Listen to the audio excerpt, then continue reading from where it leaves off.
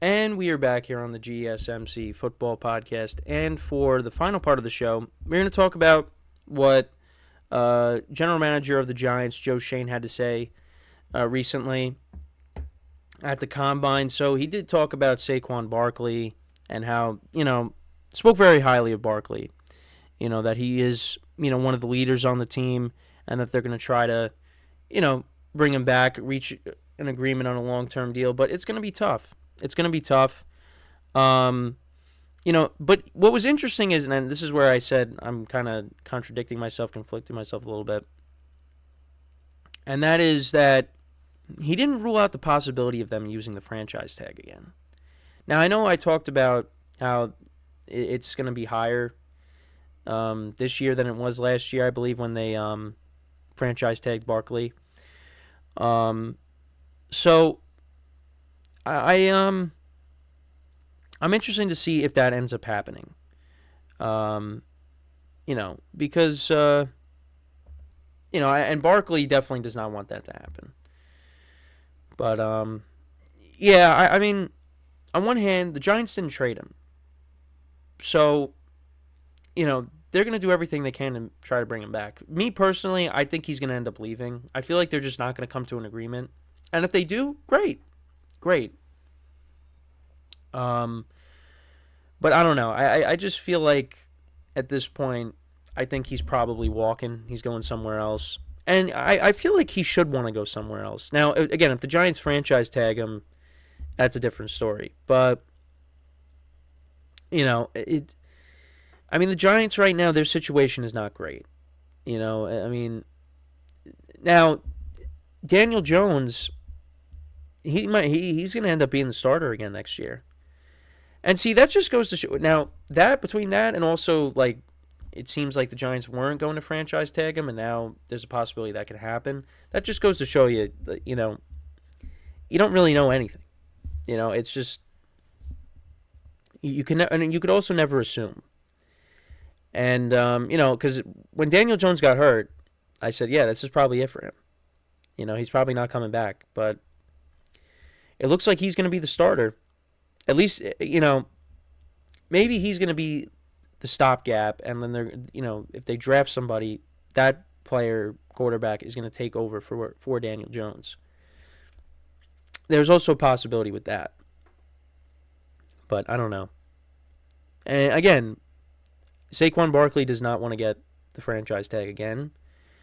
But you know what, Saquon Barkley, he's the best offensive player on the team.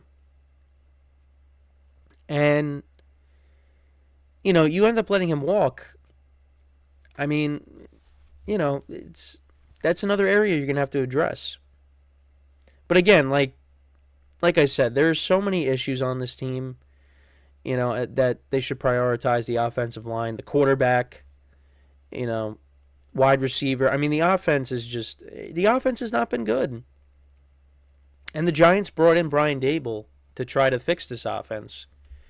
Well, also just to, make the team better in general. But, yeah, I mean, he's an offensive guy.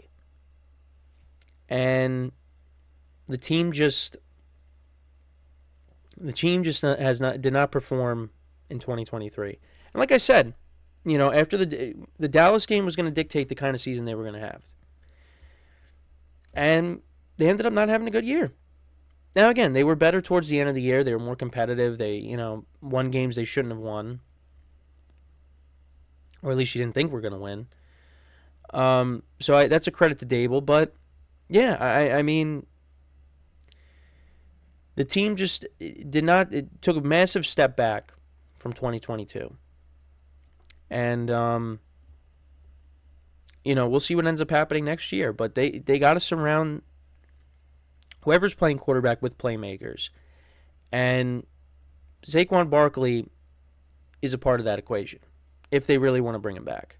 Now, they got to try to figure out something. But, Barkley's now getting older. I mean, I still think he's got good years ahead of him. But, again, like we talk about the running back position and how that position ages, faster than other positions.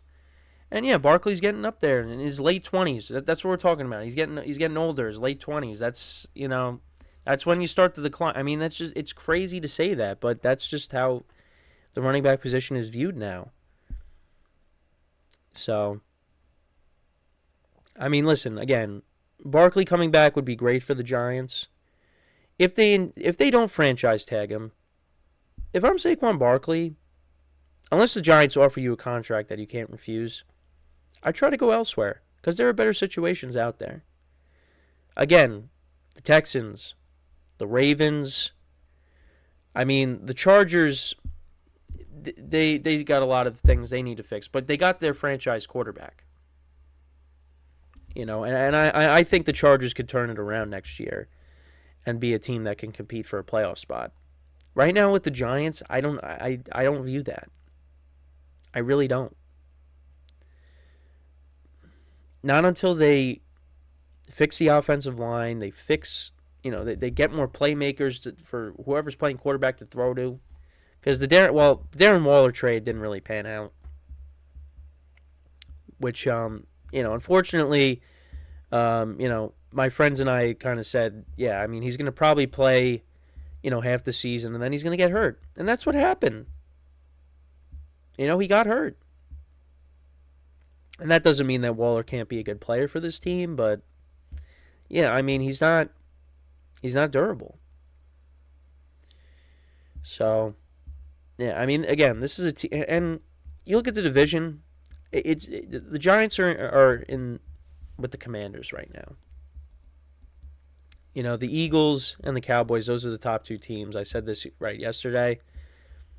Until the Giants figure it out on the offensive side of the ball, and, I think the defense, is up and coming, but the offense, it's still a work in progress. And the offensive line, it's been a problem for years. They just cannot fix it, no matter what they do. And you look at some of these other teams, they fixed their offensive line in one offseason. The Giants can't do that. So, and again, if you're a Saquon Barkley fan and you're a Giant fan, you want him to come back. Yeah, I want him to come back. But at the same time, well, for me, I've said this. If he leaves, I'm not going to be devastated over it. But, again, you're losing your top playmaker then. That's the other way you got to look at it. Is you're going to lose your top playmaker if he doesn't come back. Because, I mean, you look at the receivers and, Jalen Hyatt could be a good player for them. Darius Slayton, Isaiah Hodgins. I mean, it's just, who scares you? At the wide receiver position. Waller was supposed to be that guy, but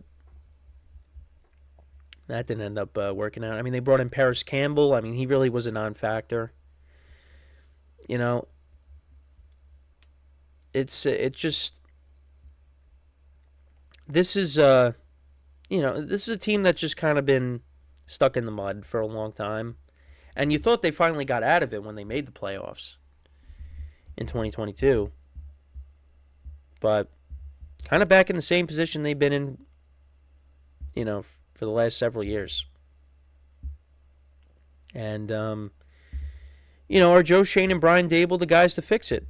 I still think they are, but if you're a Giant fan, confidence was definitely lost, especially after the first game of the year, 40-0.